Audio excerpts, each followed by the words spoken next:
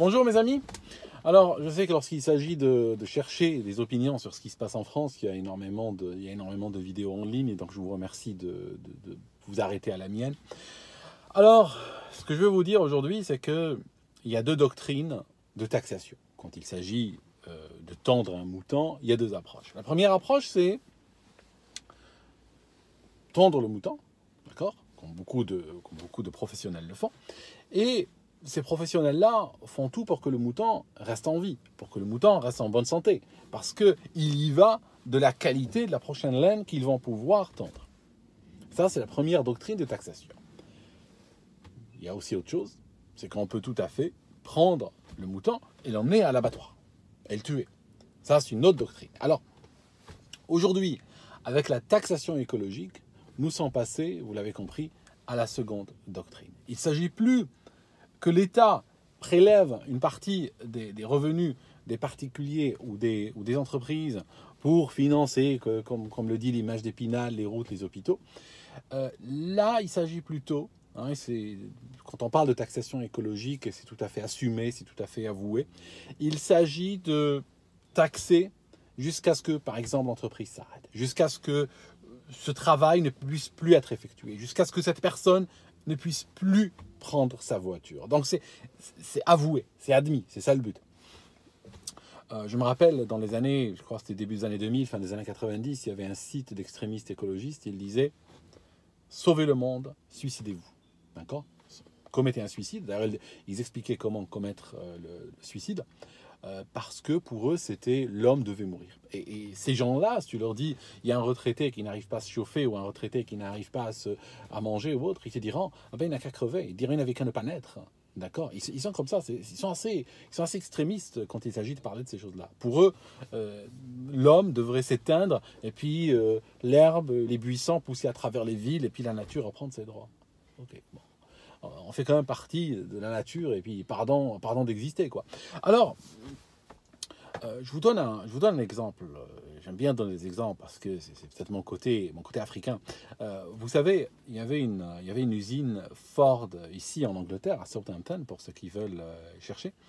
Et cette usine produisait des fourgons Ford. Et donc,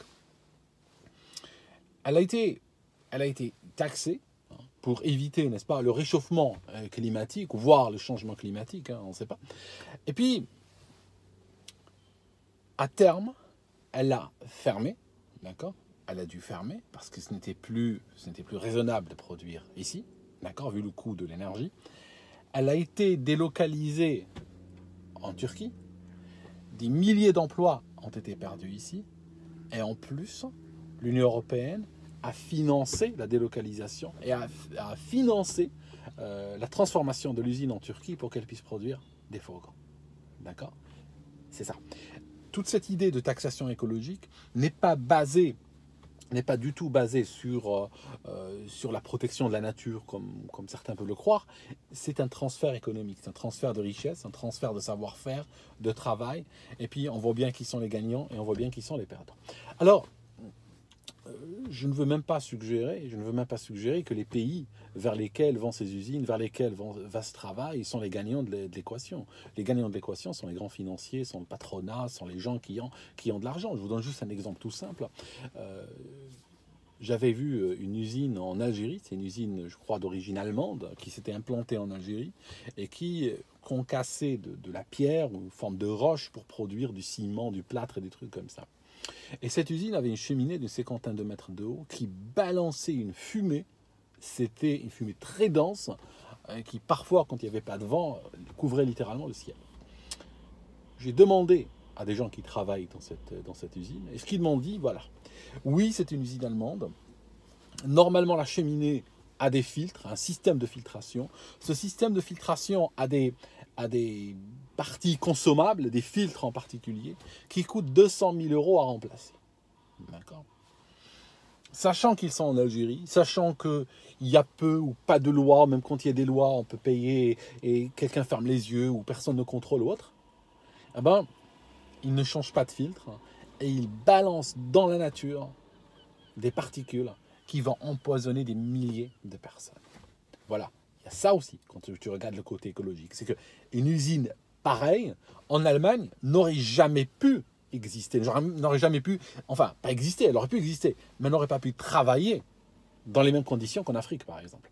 D'accord? Donc, des politiciens arrivent, disent la Terre est en train de se réchauffer, donc on va vous taxer l'énergie. L'énergie est surtaxée. L'usine dit bon, nous, on ne peut plus travailler parce que notre existence est remise en cause, parce qu'il faut savoir que l'humain, pour vivre, pour cuisiner, pour se déplacer, pour travailler, pour produire, parce que c'est tout le. C'est quand même tout ce qui se passe dans le monde, on va dire dans le monde capitaliste. C'est transformer des hommes et des femmes sont en train d'utiliser de l'énergie pour transformer la nature, pour transformer des éléments bruts, les transformer par leur travail en quelque chose de désirable, en quelque chose qui a une valeur ajoutée. C'est tout, tu peux résumer toute notre activité à cela finalement. On transforme des éléments de la nature avec de l'énergie, on les transforme en quelque chose que le marché désire, ça peut être des produits, des services, tout cela. Et donc, en taxant l'énergie, on va littéralement arrêter la civilisation. On ne bouge plus, on ne se chauffe plus, on ne mange plus, on ne prend plus de douche, on ne prend plus de bain, on ne voyage pas, on ne travaille pas et c'est fini. L'avantage, parce qu'il y a un transfert réellement, il y a un transfert des pays qui croient en ces doctrines-là, en ces dogmes-là, de réchauffistes, hein. Donc il y a un transfert qui permet à des grands capitaux de se déplacer, de manière, même c'est des héros dans l'équation maintenant, de délocaliser vers des pays pauvres où ils pourront obtenir de la main-d'œuvre bon marché. Et ils pourront travailler dans des conditions, même par rapport à l'écologie, pour ceux qui s'y intéressent, ils pourront travailler dans des conditions épouvantables.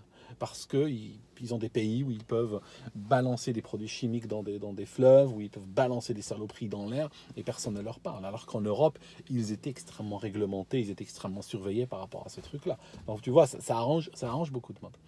Donc, je comprends dans ce contexte-là, c'est pour ça que j'ai un gilet jaune ici, je comprends que les Français en aient ras-le-bol, hein, parce que la France est quand même à l'avant de ce système-là.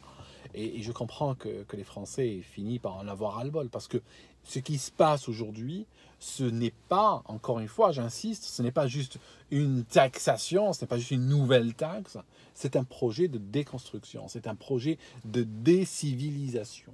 Voilà. La culpabilisation, bien sûr, la culpabilisation a commencé il y a longtemps. On a accusé les gens, on a accusé des gens honorables, des familles, des gens qui travaillent, on les a accusés de causer des cataclysmes mondiaux. On les a accusés de causer des guerres à cause du réchauffisme, de causer des réfugiés climatiques qu'ils doivent eux financer, qu'ils doivent eux entretenir parce que c'est eux qui ont causé le réchauffement climatique. Et c'est devenu une doctrine, c'est devenu un dogme qui a été tellement répété que tu as des gens qui y croient. Bon, moi, je peux vous dire un truc. Moi, j'ai grandi, je te le cache pas, j'ai grandi en Algérie, dans un pays où les gens étaient obsédés par la religion. Tu sais, moi, j'étais soumis à la science du hadith. Je veux dire, une fois que tu as survécu à la science du hadith, je crois que tu peux survivre à tout. On m'a dit à l'époque, on m'a dit que j'avais la tête aussi dure qu'un bord de trottoir. Donc tu comprends, une fois que j'ai grandi dans une société qui était dans l'hystérie religieuse, qui croyait au djinn, à la sorcellerie, au mauvais regard, au châtiment de la tombe, à la bête qui sort de la terre, à l'antéchrist, au dajjal, ou trucs comme ça, je veux dire, ça m'a assez vacciné. Alors j'arrive chez les Occidentaux, je vois des profils similaires, je vois des orientations similaires de manière idéologique, sur d'autres sujets bien sûr, c'est pas sur le même sujet, quoique, mais voilà, je veux dire, ils peuvent répéter leurs conneries jusqu'à ce que mort s'en suive. Bon voilà, quoi, pour moi ça passe comme ça, quoi. Je veux dire, rien à foutre, hein. Que des journalistes et des hommes politiques corrompus répètent des conneries pendant 30 ans, pas qu'ils les répètent, ça va pas devenir une réalité. Mais nous vivons, mes amis, à l'époque du dogme. Le dogme est revenu. Si tu regardes les 1000 dernières années, en Occident. Hein, c'est quoi? Bon, nous on était morts. Hein. Sur les 1000 dernières années, on était plus morts que vivants. Tu comprends? C'est ça, nous appartenions plus peut-être au cosmos qu'à la vie. Hein. Moi, sur les 1000 dernières années, j'étais plus mort que vivant. La vérité, toi aussi. Tu comprends? L'Occident. C'est pour ça qu'on finira par revenir à notre nature, hein, on finira par mourir un jour, tu comprends? Et après, on sera mort pendant des millions d'années, on sera reprojeté d'où on est venu, quelque part.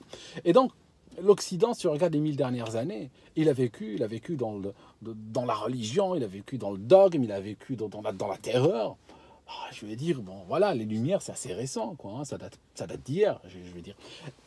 Et alors, nous sommes doucement en train de replonger vers autre chose. Nous sommes doucement en train de replonger. Bon, voilà. Il y a un gars, un prof, récemment aux États-Unis, il a eu un problème.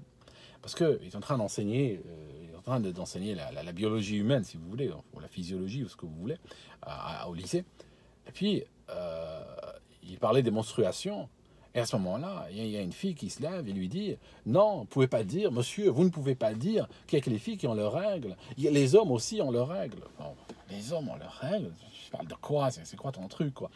Et puis, la fille lui dit « Ben moi, je suis un homme, je m'identifie à un homme et j'ai mes règles, donc les hommes peuvent avoir leurs règles. » D'accord? Il y a des gens qui ne sont plus connectés à la réalité. Aujourd'hui, être connecté à la réalité, c'est être facho, c'est être nazi, c'est être extrême droite, c'est être je ne sais plus quoi, c'est être haineux, c'est être phobe, juste pour être connecté à la réalité. Moi, honnêtement, j'ai envie d'ouvrir la porte, embrasser le sol. Je veux dire, nous sommes là sur Terre, nous sommes en 2018, on tourne autour du Soleil. Je veux dire, il y a des réalités. Et ces réalités-là, aujourd'hui, de plus en plus de gens, hein, comme cette gamine par exemple, ne s'en sentent plus liés ils ne se sentent plus liés par la réalité. D'accord?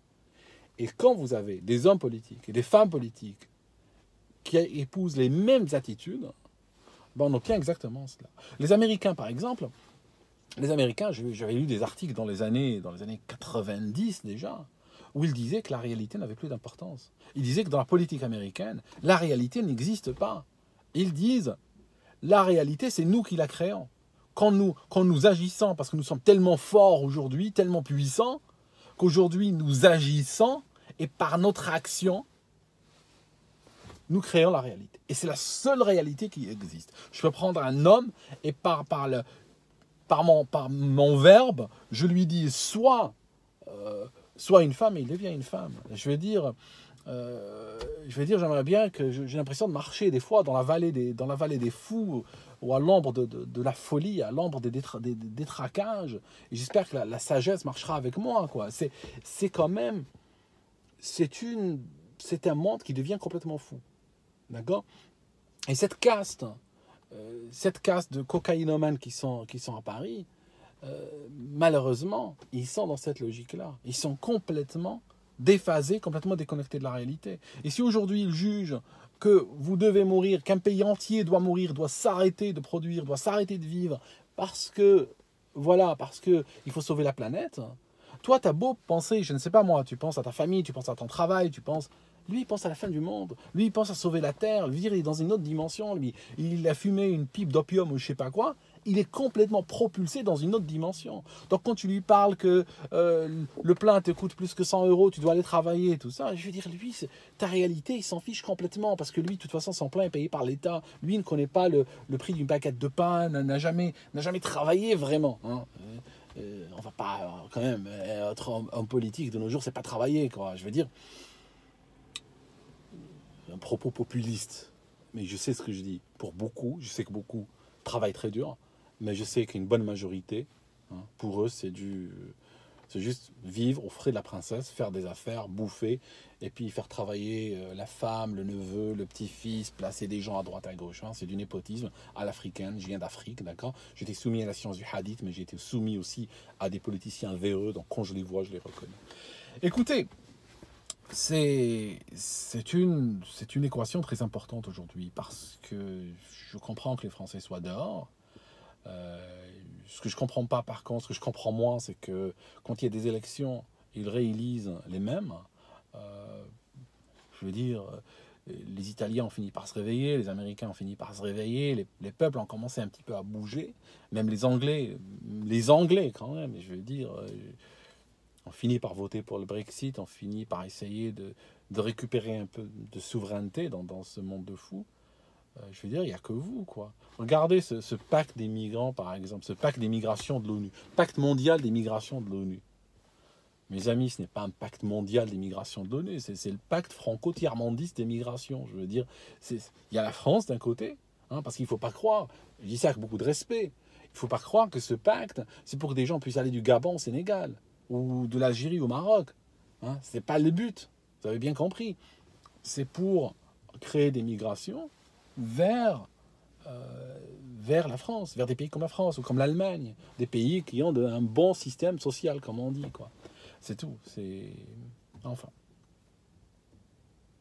Et bien sûr, votre machin, il va signer. C'est clair. Il va aller, il va signer, c'est tout. Enfin, c'est... Vous savez, moi, des gens qui m'entendent parler, ils disent, oui, l'extrême gauche. Moi, je suis d'extrême rien du tout, déjà. À la base, je peux vous dire un truc. Je vais vous dire une vérité. Aujourd'hui, je vais vous faire un aveu. Je sais que je me fous beaucoup de la gueule des gauchistes, mais je suis un authentique gauchiste. Je suis vraiment gauchiste. Je suis vraiment de gauche. Je suis d'une gauche. Je suis d'une gauche. À l'époque, hein, c'est... Je ne sais pas si je le balance ou pas. Je vais vous le dire. Vous savez, je vous ai dit, j'ai jamais appartenu à un parti français. Je vous ai dit, je n'ai jamais appartenu à un parti français. C'était une approximation, on va dire, parce que j'ai eu une carte d'un parti français une fois. Je ne l'ai pas là pour vous la montrer, je ne l'ai plus. Ça date d'il y a longtemps. Hein. J'avais peut-être 20 ans, d'accord, c'est il y a longtemps. Et c'était quel parti, à votre avis? Ce n'était pas le PS, ce n'était pas l'UMP, ce n'était pas le Front National, c'était le Parti communiste. Ouais. Je suis obligé de vous le dire. Je suis dans leur liste. Mais à l'époque, les gens, on s'appelait camarades, on se tutoyait, tout ça. J'étais en Suisse, je recevais des lettres comme ça, bonjour camarades et tout. Moi, j'y croyais. Moi, je croyais à ces trucs-là. Avant, beaucoup de gens y ont cru. Je veux dire, si t'es pas communiste à 20 ans, c'est qu'il y a un problème avec toi, quoi. Enfin, ce que je cherche à dire, c'est que je fais partie de cette gauche authentique qui ne se couche pas devant les religions, par exemple.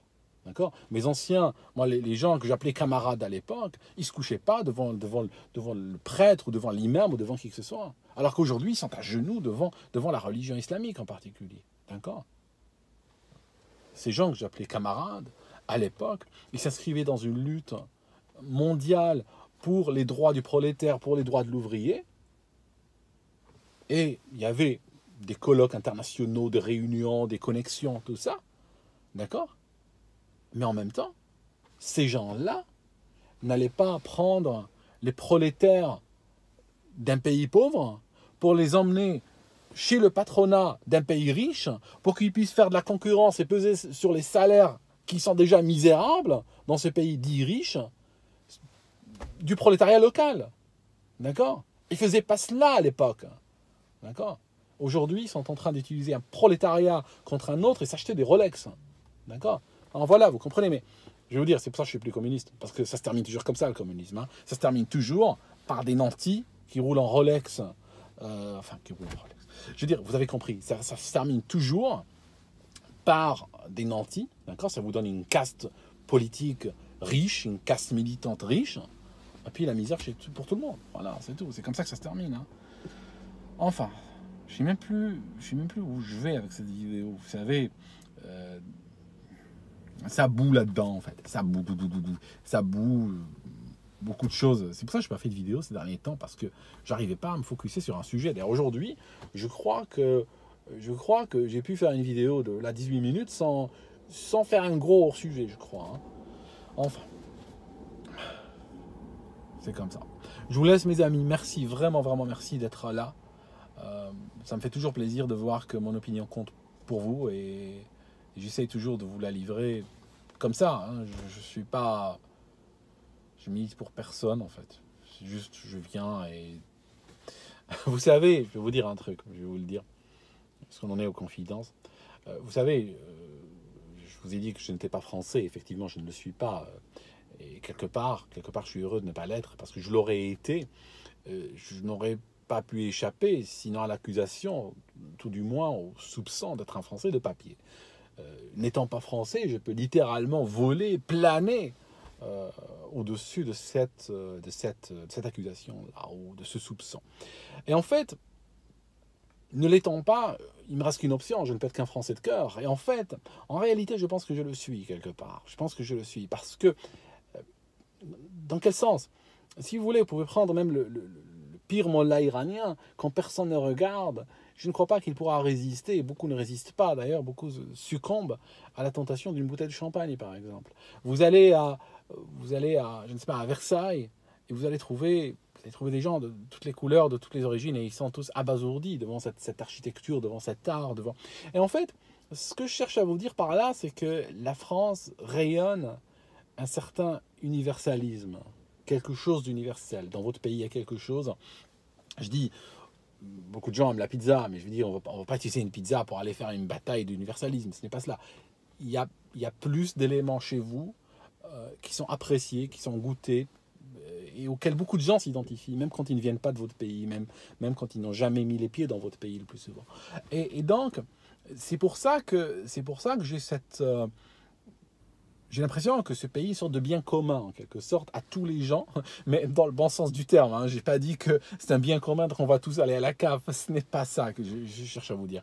Je cherche à vous dire, je sens que ce pays est une sorte de bien commun à beaucoup de femmes et d'hommes dans le monde qui ressentent un petit peu l'universalité que ce pays dégage. Mais en même temps, c'est triste de voir que cette universalité même, c'est par là que ce pays est détruit en réalité. D'accord. Et comme souvent, c'est chaque chose, chaque médaille a son revers, et le revers pour la France, c'est ça en fait. C'est que cet universalisme, poussé parfois à son extrême ou utilisé à mauvais escient, cause ce que vous savez, quoi. Et on finit par se suicider pour sauver la planète, hein, en quelque sorte. Hein. C'est ça. Enfin, mes amis, merci d'avoir été là encore. Plusieurs fois, j'essaie d'arrêter cette vidéo, puis j'ai d'autres idées, j'en ai encore. Et j'arrête là et je reviens un autre jour. Merci.